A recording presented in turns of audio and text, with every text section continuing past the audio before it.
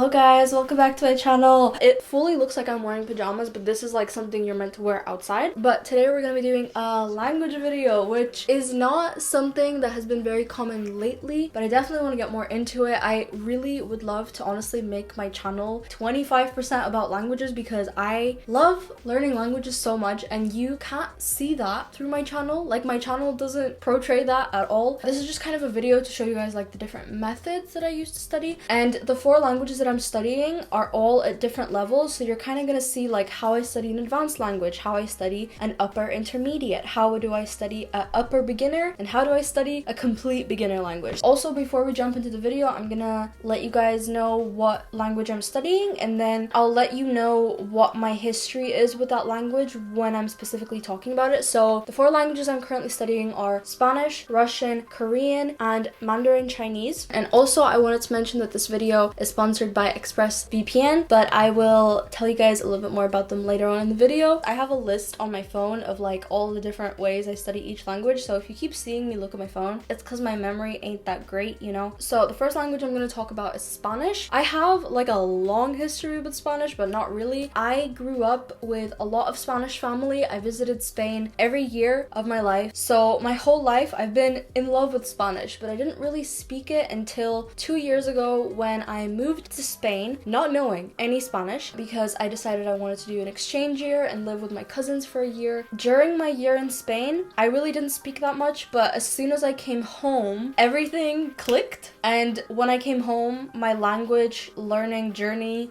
began. Spanish is my upper intermediate / advanced language. I'm currently in the upper intermediate plateau, as it's called. Upper intermediate plateau is kind of horrible because you really feel like you're not making any progress, but you are. Anyway, enough about my history. Let me get into how I'm currently studying. So the first thing I'm going to tell you are the apps that are essential to me as a Spanish learner, and that is Spanish Dict, Reverso, Word Reference, and Anki. I cannot live without these. Anki I use for every single language, so I'm gonna mention it for each language, but Anki is just a flashcard app. Spanish Dict is, in my opinion, the most user-friendly, best Spanish dictionary out there. Reverso shows you the word in context, which is so helpful. Sometimes you understand what the word means, but you don't really know how it's used, so Reverso is perfect. And Word Reference is really good for getting different collocations for each word, so if that word is a part of like a phrasal verb, you'll see it most likely on Word Reference. So the best method for me for learning currently is reading books, but I'm gonna explain specifically how I study with the books. So on my Kindle app, I bought a Spanish book. You know, like The Big Show, To All the Boys I've Loved Before. I bought that book in Spanish because I know the story, so it kind of helps me with the context, and that way I can kind of focus on the Spanish of the book and not really the story because I already know the story. So in Kindle, when you're reading, you can kind of like highlight things as you're reading them, and you can highlight in 4 different colors. So I have 4 different highlight categories. So I highlight in the first color if I have absolutely no idea what the word means. The second color I use for words that I understand through context, but I wouldn't necessarily know them myself. So it's like something I want to make a flashcard for. The third color I use for like specific phrasal verbs, collocations, like set expressions. And then the 4th highlight color I use for like sentences that are just like, it's a very like natural way of speaking, and I just want to understand the sentence structure, if that makes sense. Basically, I do this for 1 chapter, and then once I finish the chapter, I go and make Anki flashcards for every single thing I highlighted. Like, even if I understood it through context, I will make a flashcard on it, and then I learn the flashcards and I reread the chapter. So it seems like a lot of work, but it's so incredibly helpful, and I've been learning a lot through it. Sometimes I still like to read passively, like just read for fun, like even if I'm not translating every single word. I still think that helps a lot, but I do think it's still like a really good way to learn in general. The second thing I do is I watch shows. It's kind of the same with the reading, like there's a passive way of doing it. So sometimes I just watch a Spanish show with Spanish subtitles and I just like don't really do anything. I just like immerse myself in the language. But sometimes I really watch it and pause it like every couple of seconds to write down a vocabulary word. So it really depends on what mood I'm in, but it's also incredibly helpful because you're improving your listening skills a lot. And if you're gonna do this, I really recommend that you choose which accent you want to learn. So for example, this is just an example, but there's Mexican Spanish, there's Spain Spanish, there's Colombian Spanish, there's Argentinian Spanish. Like, accents are so different. I personally chose the Spain's accent, so I watch shows that are made in Spain, so their expressions and their accent is very useful for me. So the next thing I did was I set my phone to Spanish. A lot of people mention this. At first, I was kind of like not for the idea, because I was like, why do I need to know settings in Spanish? Like, it's not something that's incredibly helpful. I get that it's good for you, but it's not like insane. But one reason I really think you should do it is because, first of all, some apps completely change to Spanish, and you know, initially when you change your phone's language, you think that only the settings are going to be in Spanish, but every single app,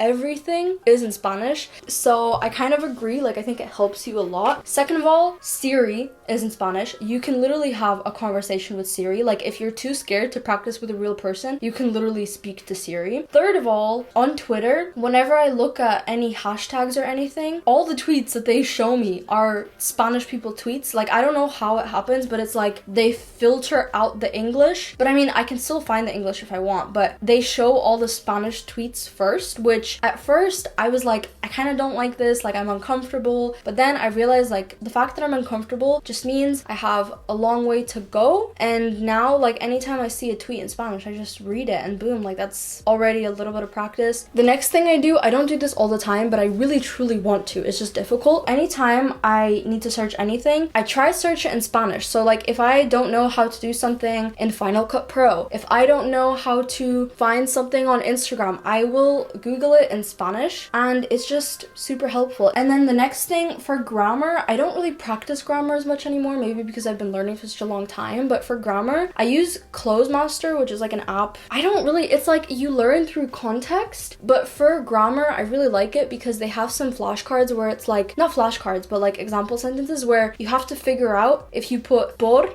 or para. I literally am almost an advanced learner and I still sometimes get it wrong. There's like literally 1,000 sample sentences to practice like which one to use. So to me, I really like it. It feels like a game. You're learning through context. You're not like sitting down like writing with a book. So that is my Spanish study. I'm sorry I spoke so much. I think Spanish is my most detailed answer because Spanish I've been learning the most out of all of these. So my second language is Russian. Russian is actually the first language I ever learned in my life. Up until I was 8 years old, I fully only spoke Russian. Like, I didn't know any other language. A lot of people think like I'm a native English speaker, which I'm like, thank you, but it's currently my most fluent language because I live in Ireland, but that's why my accent is also messed up. So I don't study Russian that much because Russian is like my most advanced language after English, but my Russian is like an 8-year-old's Russian. When I moved to America and then moved to Ireland, that's when my vocabulary stopped growing. Like, I still speak like an 8-year-old in Russian. So I'm currently trying to fix that. I'm learning a lot of Russian. I'm trying my best to speak to my mom in Russian. I'm gonna give a tip to beginners because a lot of people ask me where to start, how to start learning Russian. I can't give you an amazing answer because I just grew up speaking it. I never had to learn it, but I think I have a tip. So if you're a beginner who wants to start learning Russian, a thing I want to say is I think a good place to start is Duolingo. And don't come at me, I know Duolingo is never enough. Like, it's never a resource that you should completely focus on, especially with such a grammar difficult language. Can you even say that? I don't know, but I think Duolingo is definitely like an amazing place to start because you get that motivation. And also on Duolingo, I think the first thing you do is you learn the Cyrillic alphabet, which is like, you cannot learn Russian without knowing the Cyrillic alphabet. Like, you can learn the English letters, but it's not going to be the same. Like, Russian has sounds that English doesn't, so you gotta learn the alphabet first. So Duolingo is a great place to start, I think. However, once you already kind of know the basics and you need to start learning more grammar, I would definitely recommend to find something else on top of Duolingo. So literally my main way to study Russian is by speaking to my mom, because I just automatically speak to my mom in English now and I need to like turn that off. Like, I need to stop doing that. The second thing I do is kind of weird. It's quite random. This is the resource I've been been using a lot, and it's so weird. It's literally a book about Russia in Russian. It literally has like a bunch of different things like Russia's history, Russians entertainment industry. I don't know. It's really random. It's really educational though. I really enjoy learning through it because all of it is in Russian and it has a lot of vocab that I would never know. And the last way that I study Russian is 100% my favorite. It's by watching Netflix shows in Russian with Russian subtitles, Russian dubbed. But the problem is in Ireland, you will not find any shows that are Russian dubbed or have Russian subtitles. Like, it's literally impossible. But thankfully, I have my ExpressVPN that comes to help me in these times. So let me quickly explain to you what ExpressVPN actually is. So basically, VPN stands for Virtual Private Network. I personally did not know this until recently, but when you're connected to a public Wi-Fi, like if you're in your local Starbucks and you're connected to their Wi-Fi, a very basic hacker can easily access all your passwords, all your emails, all your financial information. It's so easy to access when you're connected to a public Wi-Fi. A lot of us don't think about it because it's not something that happens very often, but it's very, very possible that it could happen to you. So basically, one of the things ExpressVPN can do is it can protect you from the hackers. And also with ExpressVPN, you can get access to like basically any country's internet. So if you're ever bored of your own Netflix, so say for example, I have Irish Netflix, it doesn't have an amazing variety. So if one day I decide that I want to go see America's Netflix, I can easily connect my Wi-Fi to America through ExpressVPN and I can literally have an American Netflix. So through my ExpressVPN, I've been connecting to Latvia, which is my hometown, and so many shows have Russian subtitles and it's just incredibly helpful when it comes to language learning. So you can actually get 3 months for free if you click the link in my description. It's expressvpn.com/links and you will get 3 months for free. Click the link in my description to get 3 months for free. And also I would like to say thank you to ExpressVPN. I love you guys. The next language is Korean. I don't really know how to define my level for Korean because it's like upper beginner, but it's not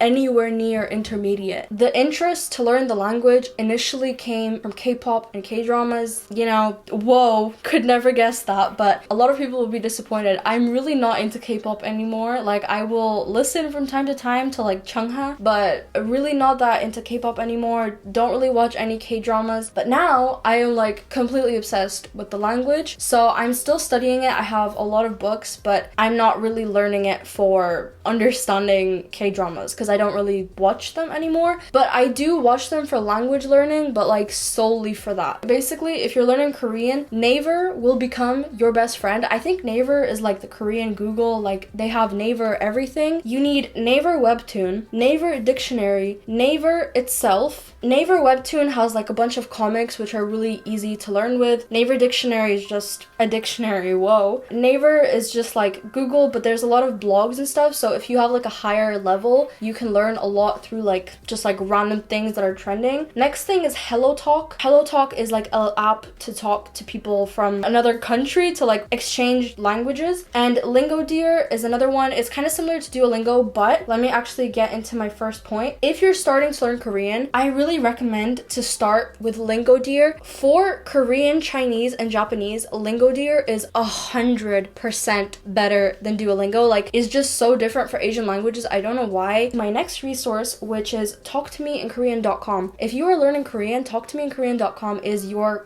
god. Talk to Me in Korean is very grammar based in my opinion. Like, of course they provide you with vocabulary, but there's not enough vocabulary there to really have like intense Korean speaking skills. But when it comes to grammar points, they really cover so much. Also, I would recommend this book. There's a lot in there. I haven't gone through all of it, but I still think with Talk to Me in Korean, you can achieve a lot, so don't feel like you have to go out there and buy a bunch of books. Another thing I use for Korean is Viki Rakuten. You basically can watch Korean dramas, Chinese dramas, Taiwanese dramas, Japanese dramas, and something else. I don't remember, but it's really good if you want to watch the shows in general, but also the thing that a lot of people don't know is that they have Learn Mode, which which is basically like when you're watching the drama, you can have the Korean subtitles and the English subtitles under, and if you want, you can press on the words and it will individually show like what that one word means. So if you're learning any of those languages, it's such an amazing resource. So the fourth language is Mandarin Chinese. I'm just gonna say Chinese from now on just to make it a little bit more simple, but I'm just letting you know Mandarin Chinese because Chinese is not a language. Some people don't know that. I literally didn't know that up until like 3 years ago. But basically with Chinese, I'm a complete beginner. Like literally I hardly know 10 words. So this list will kind of be like how I'm planning to learn, not really like how I've been learning because I haven't